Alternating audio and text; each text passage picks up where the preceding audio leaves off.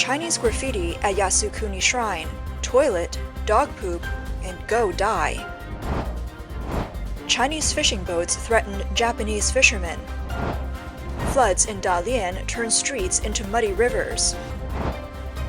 Mystery surrounds Xi Jinping's public appearance. Woman with child enters Terracotta Warriors pit. China's bubble tea prices plummet. According to Japanese media reports, early in the morning on the 19th, around 4 a.m., staff at the Yasukuni Shrine in Tokyo's Chiyoda district discovered offensive words written on the stone pillars. The graffiti included words like toilet, dog poop, go die, and militarism, all written in simplified Chinese characters, meaning the person responsible likely came from mainland China. Staff immediately reported the incident to the police, who have launched an investigation into property damage and are searching for the person responsible. However, some images and screenshots circulating online show the person who did the graffiti taking a selfie at the Yasukuni Shrine after finishing the act. They even claimed that they flew back to China from Haneda Airport on the morning of the 19th. After the incident, mainland Chinese netizens applauded the fact but denied it was done by a Chinese person. One user commented, "Maybe someone from the Philippines just learned Chinese," while another joked, "Chinese is an international language. Just because it's written in Chinese doesn't mean it was done by a Chinese person."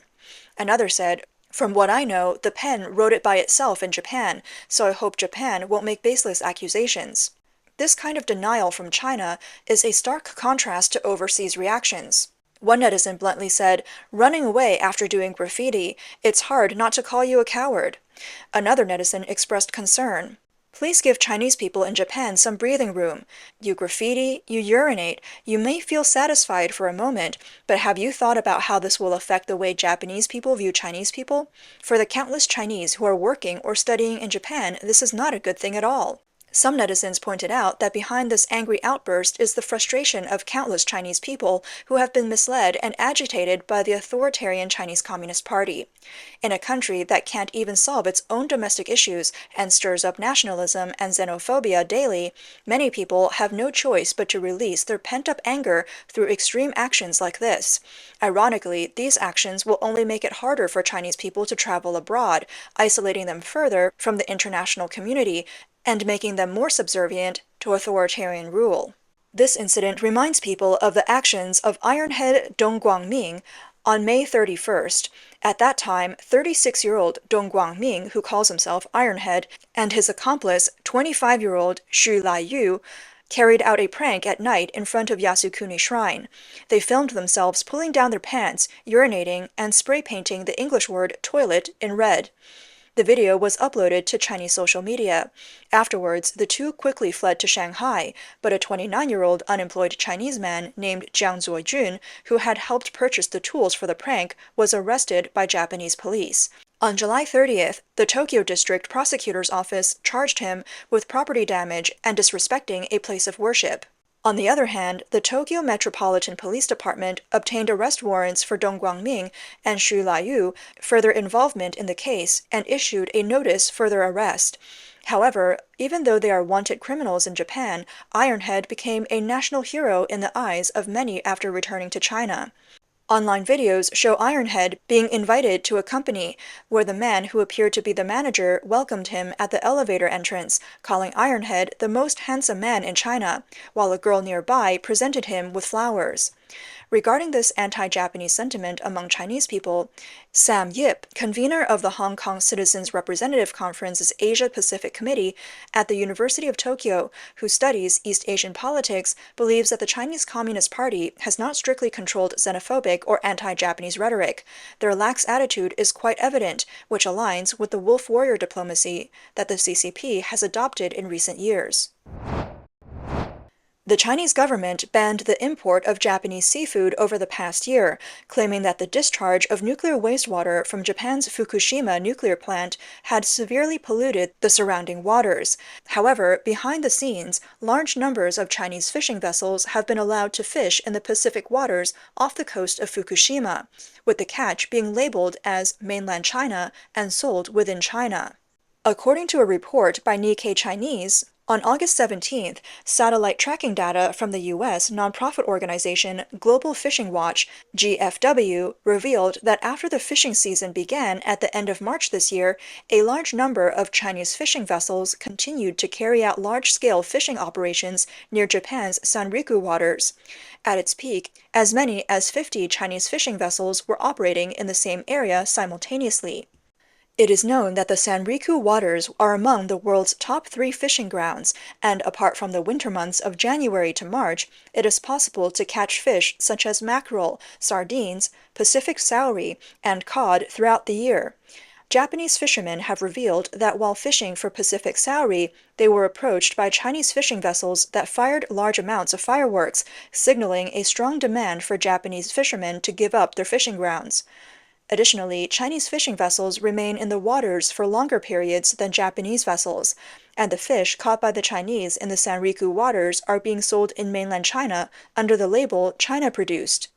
Professor Chisako Masuo from Kyushu University told Nikkei News that the Chinese government has a monitoring system in place to oversee the activities of its fishing vessels, but they have not made any official statements regarding this issue.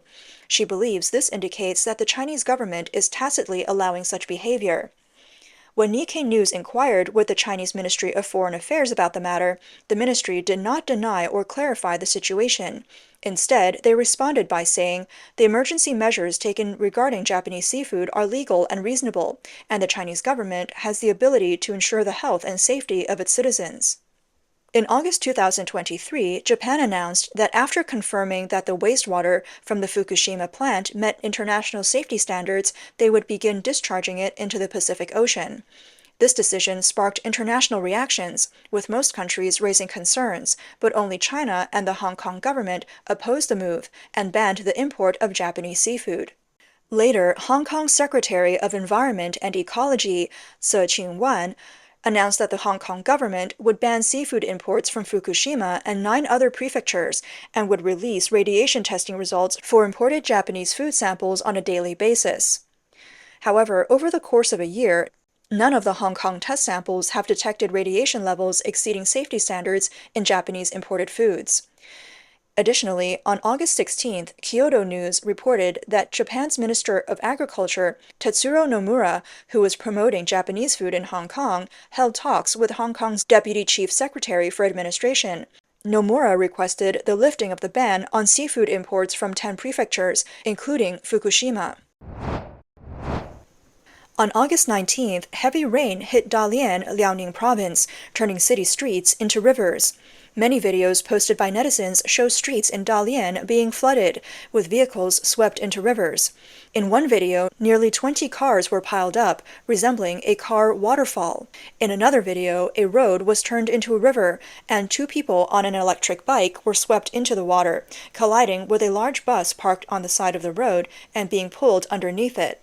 After an investigation by the police, it was confirmed that the 2 were father and daughter and had drowned. Local resident Miss Zhao mentioned that this disaster struck during the season when crops are growing and vegetables are maturing, causing severe losses for farmers. Some may face the harsh reality of losing their entire harvest.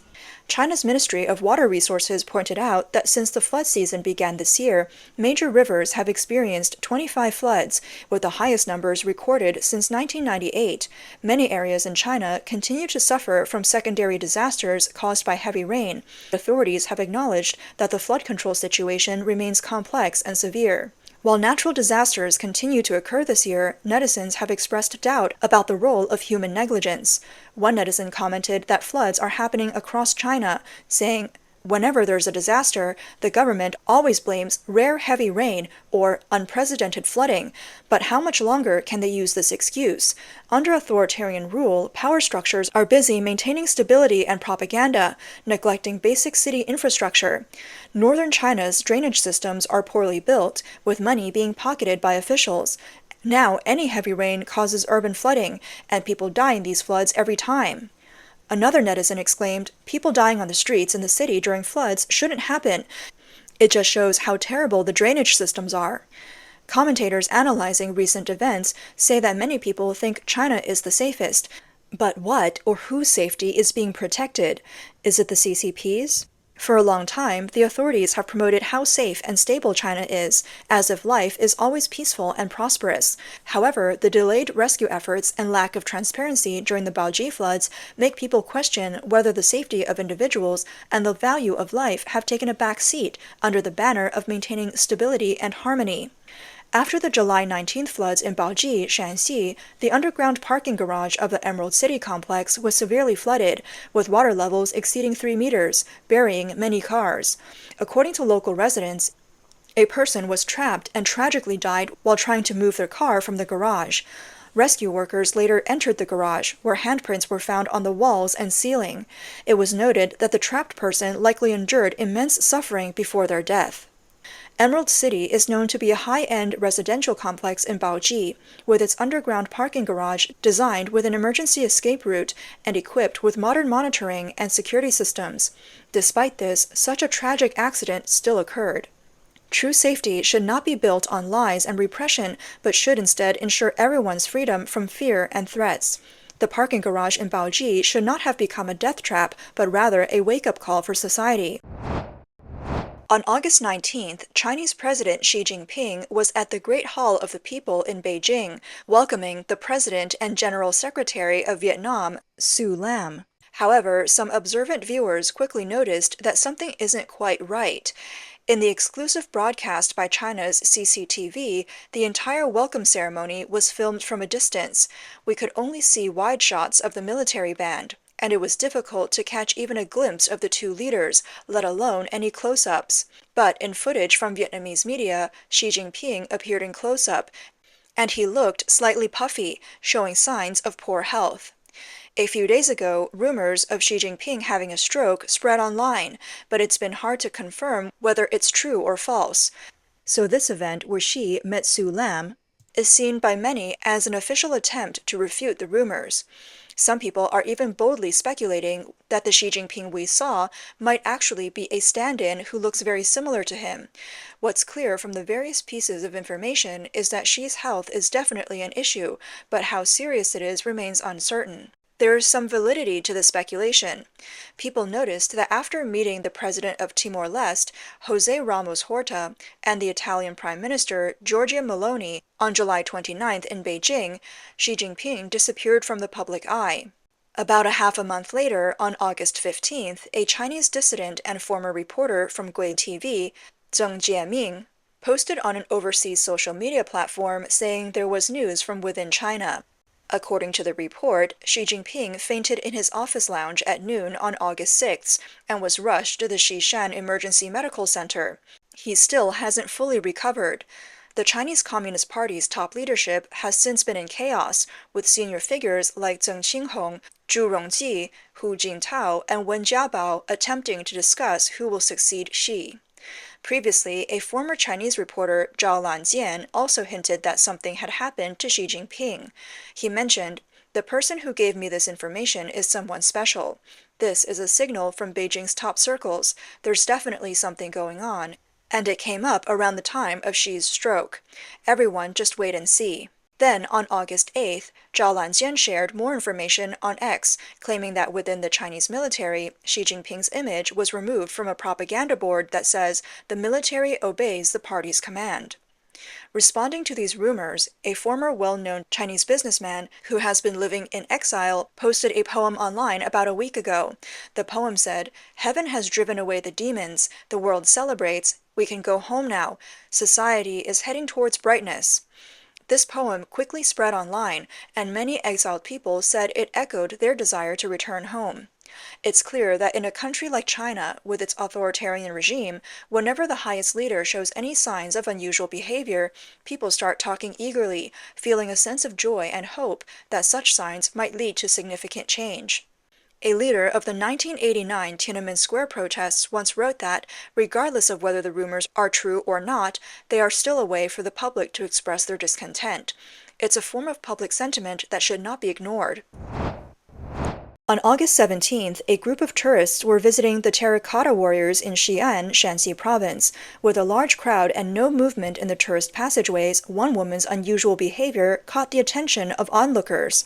A video posted by a netizen shows a young woman holding a child suddenly crossing over the barrier and walking along the edge of the pit where the Terracotta Warriors are located.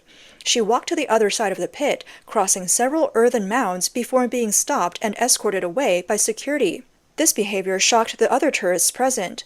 That evening, staff from the relevant departments in Xi'an responded, stating that it had been raining near the Terracotta Warrior site that day, and the child in the woman's arms had gotten wet and developed a fever with convulsions. The staff explained that the woman was in a panic when her child began experiencing these symptoms, and with the large crowd in pit number 1, she could not find a way out, leading her to enter the restricted area in desperation. Many netizens sympathized with the mother's actions, stating, "The child had a fever and convulsions. Understandable, life comes first." However, more netizens expressed doubt about the explanation. Some pointed out that the child wasn't crying or convulsing in the video, and even if the child were unwell, the mother should have called for help from the staff rather than entering a restricted area. Others speculated that she might have some special background or connections. Incidents of Chinese tourists entering restricted areas in scenic spots happen quite frequently. In another video, a woman in Shanxi Province's Yulinjingbian County entered a restricted area at the scenic Danxiao landform, posing for pictures on the fragile landform. Her position was high and dangerous, with the terrain being steep and hazardous. Scenic area staff stated that there are usually professionals monitoring these areas to prevent people from stepping on them, as the damage is irreversible. Some netizens called for tourists engaging in uncivilized behavior to be blacklisted and banned from entering all scenic areas, while others criticized the reckless behavior with comments like, "They cause chaos wherever they go." In another incident on the evening of August 16th, a viral video showed a tourist in Shanxi Province being beaten by staff after trying to enter a scenic area without purchasing a ticket. The video depicted several security guards kicking and punching a tourist wearing a red jacket, creating a chaotic scene. According to police reports, the tourist attempted to force his way into the scenic area after refusing to buy a ticket, despite repeated warnings from the staff. The conflict escalated when the man started cursing and ripping at the staff's clothes, eventually exposing himself, which led to the brawl. Netizens responded with comments like, "I was planning to visit at the end of the month, but now I'm too scared. I can't take a beating." And "Look how united they are in the system, ganging up on one person." Many netizens expressed their reluctance to visit scenic areas after watching the video. Regardless of the facts, these videos reflect ongoing conflicts and chaotic incidents in Chinese scenic areas. The behavior of some tourists show a lack of public awareness, while the way staff handle such situations is also problematic, raising growing concerns about the system within China. The price of bubble tea in China is spiraling out of control, almost as if it's becoming free. After the price wars in the coffee industry, the competition has now spread to the bubble tea sector. Well-known tea brands are slashing prices to attract customers, making bubble tea prices so low that they seem nearly negligible. Recently, people have noticed that in Hangzhou's lakeside shopping district, where a bubble tea would typically cost over 20 RMB, about $2.80, prices have dropped significantly. Now you can get a cup for just over 10 RMB. With group buying coupons, you can get it for even less. Other businesses, like Shuyi Herbal Jelly, have introduced new items priced below 10 RMB. In some areas, Guming's lemon water has dropped from 10 RMB to 4 RMB. Other tea brands, such as Cha Ba Dao, have reduced the price of their yogurt and purple rice drink to just 2.9 RMB, around 41 cents per cup. Haiti also held a limited time promotion where their pure green tea was priced at RMB per cup. The under 10 RMB price range has become a major battleground, with brands like attracting many customers with offerings like 10 RMB lemon water, RMB ice cream, and RMB ice cups. Mr. Chu, who runs high-end tea shops in Hangzhou, commented that the price war is putting immense pressure on profit margins. He explained that if brands keep launching new products and promotions while others don't lower their prices, they risk losing customers. A Chinese food analyst and vice chairman of the Guangdong Food Safety Association, Zhu Danpeng, believes that low-price competition caters to the current consumer preference for value. However, some smaller shops without strong pricing power may struggle to survive. He also noted that this price-cutting competition is a form of market reshuffling. Beyond street drinks like bubble tea, even Michelin-starred restaurants have begun offering cheap meals. Recently, there were reports that the high-end restaurant L'Atelier 18 in Shanghai, which had an average spending of 1,580 RMB per person, closed down, and there were rumors of unpaid wages for staff. More high-end restaurants are now lowering their prices to cope with weak consumer demand. For example, Xinrongji introduced a cheap meal set for 398 RMB, and the French restaurant Le Méridien downgraded its prefix menu while offering a bonus of 200 RMB worth of coffee and sparkling water. EHB, which used to average 4,400 RMB per meal, reduced the price of its classic set menu by one-third. It's well known in China that if a restaurant is located on a higher floor of a mall, the more expensive it tends to be, while cheaper food courts are usually found underground. A Shenzhen resident mentioned that she hasn't eaten at mid-tier restaurants in malls for 2 years, as the food courts on the lower floors satisfy all her needs, while the restaurants on the 4th floor feel unaffordable.